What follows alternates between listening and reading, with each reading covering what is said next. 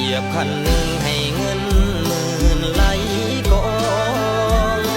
เหยียบคันสองให้เงินแสนแลนข้าวเหยียบคันสามฟุ้งสร้างมาแลน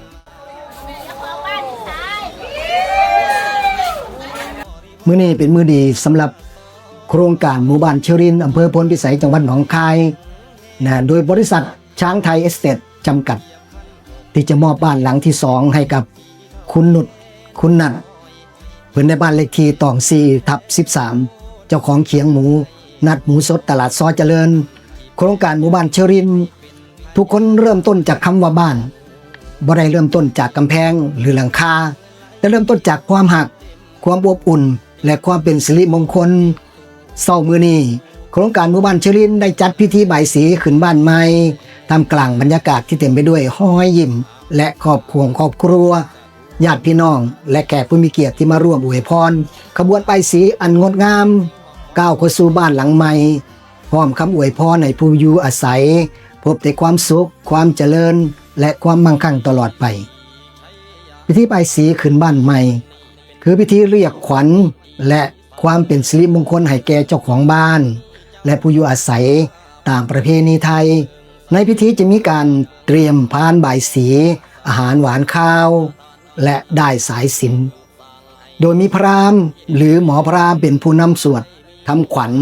และผูกข้อมือให้เจ้าของบ้านเพื่อปัดเป่าสิ่งชั่วร้ายและเสริมความเจริญรุ่งเรืองทุกขั้นตอนของพิธีล้วนปิ่มไปด้วยความหมายเป็นการต้อนรับสิ่งดีๆและจุดเริ่มต้นของชีวิตบทใหม่ในบ้านที่เต็มไปด้วยความอบอุ่นบ้านคือสถานที่ที่ครอบครัวจะได้ใช้เวลาร่วมกันสร้างความทรงจำและเติบโตไปด้วยกันในทุกช่วงเวลาของชีวิตและนี่คืออีกหนึ่งความภาคภูมิใจของโครงการหมู่บ้านเชอรินที่ได้ส่งมอบมากกว่าบ้าน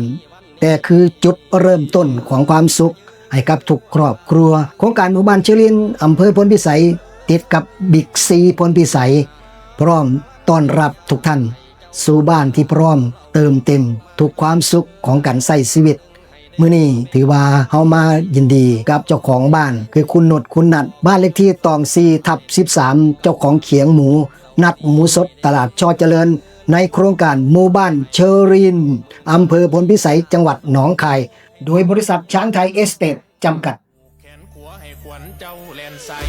ผูกแขนซ้ายเนาจันไล่ให้หนีว่าสีนี่แม่นฝ่ายมุ่งคุณมีผู้ลงมา